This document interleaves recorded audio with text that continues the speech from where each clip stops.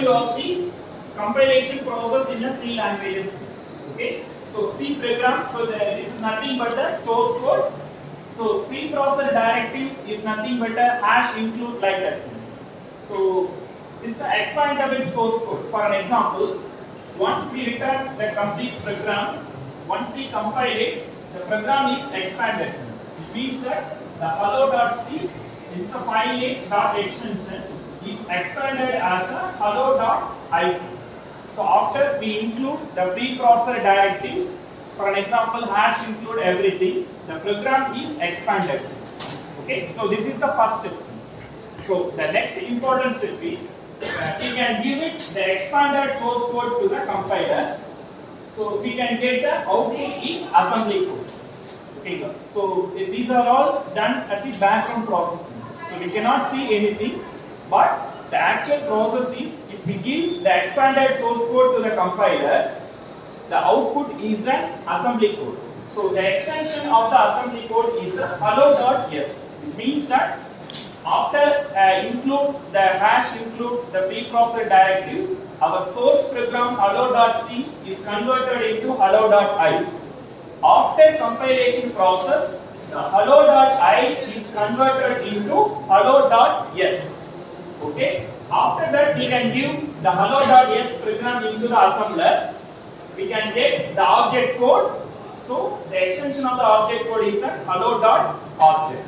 Okay. So then we can give it to the linker. Here we have included all the programs. Okay, whatever the subfiles, whatever the library files we need, so everything is linked here. Okay, so then we can, after the successful completion of the linking process, we can get the executable files. Okay, then we can load this file into the loader. Okay, so whatever things, everything we collected, finally we can give it into the loader for the execution. Okay, so this is the overview of the compilation process. So let us start here. So after, I will ask you some questions. After successful completion of the preprocessor, the source file is converted into hello.i.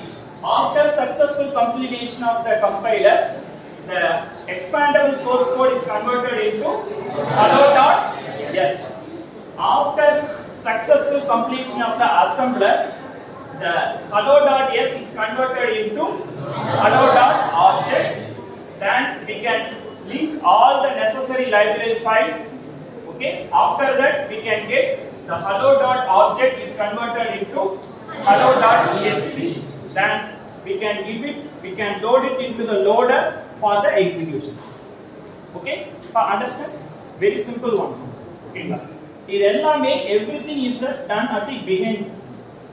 We can open the editor, type the program, compile. That's all. But behind the process, source program expanded, then it is converted into assembly code convert, then it is converted into, which means that object code convert, then it is converted into executable code. We can get the original output. Okay, so this is the actual process. Okay, understand? Can anyone tell? What is the compilation? Process of converting source code into object code. Okay, so what is the purpose of the compiler? To check errors. It check the errors. Okay, in case it has any errors means, okay, then we cannot get the output. So after successful completion of the compiler, successful completion of the process, okay, we can get the output.